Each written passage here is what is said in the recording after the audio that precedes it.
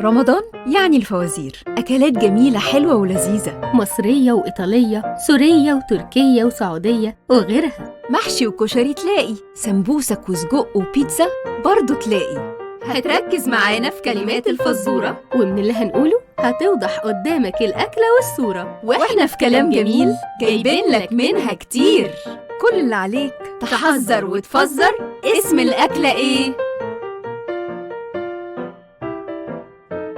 أكلتنا مصرية من أيام أجدادنا الفراعنة، بديل عظيم للحمة والسمك والفراخ، ما هو زيهم بروتين ما يتزهقش منه، ما هو الأكلة الشعبية الأولى، يتاكل في كل الوجبات، فطار وسحور وغدا وعشاء. ونقول كمان أكلتنا مصرية من أيام أجدادنا الفراعنة، بديل عظيم للحمة والسمك والفراخ، ما هو زيهم بروتين ما يتزهقش منه، ما هو الأكلة الشعبية الأولى، يتاكل في كل الوجبات، فطار وسحور وغدا وعشاء. واللي مركز معانا في كلمات الفزورة هتوضح قدامه الأكلة والصورة. ها يا ترى اسم الأكلة إيه؟